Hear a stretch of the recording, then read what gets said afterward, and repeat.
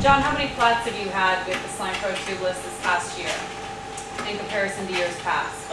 In years past, riding around here, flats were probably happening every 2 or 3 rides. It's a pretty common occurrence, especially in the fall. We get goat heads. And now, so far this year I've had 2 flats, and those are pretty much catastrophic tire failures where I just would rip sidewalls, and it doesn't matter what I was riding, the tire pretty much just had big gashes from our sharp rocks around here. So it's really reduced the number of flats. And being able to run much lower pressures and not worry about pinch flats, I've been able to run lighter, smaller knob tires, which allowed me to go a lot faster. I think it's really been a big part of racing and having such a good year. So now this guy is on, it's aired up. You can listen, a little air, sometimes you hear a little hissing, and then if you do, get that part to the bottom and give it a good shake, that'll seal it up. Do you typically lose any air pressure? Usually a couple PSI when you're doing the setup, or? It depends on the tire. Some tires are really good. If you have a heavier tire, usually, you know, over 500-600 gram tire, they tend to hold air pretty well. And the only issues you might run into are right along the bead.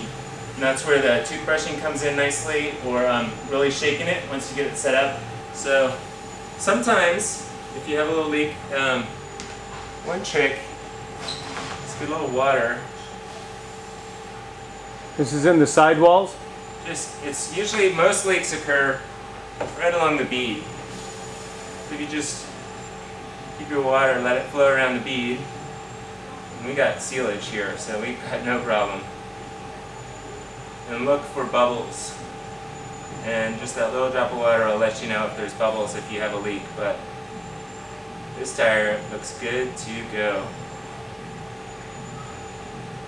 On that side. So, ready to ride.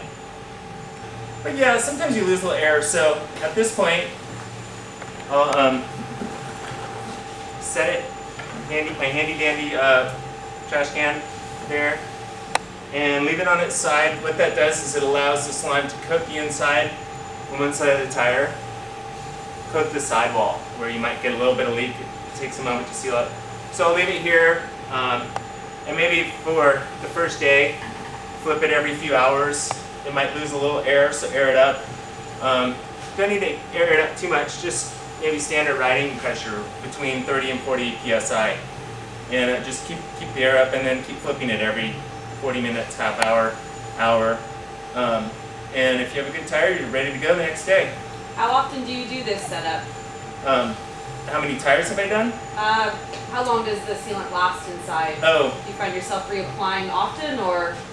I have enough tires. I change my tires enough that it outlasts the tires. I've worn the tires out. And that's usually within about 6 months. So I've had no problem running it for 6 months. Beyond that, my tire's done. So. And how's the smell of it? We've had some comments on how good it smells. Yeah, it's kind of tropical. Compared to some other ones that I've had experience with that smell a lot like ammonia, this is, I'm smelling the fruity pina colada right now, so it's great. Great. Love it.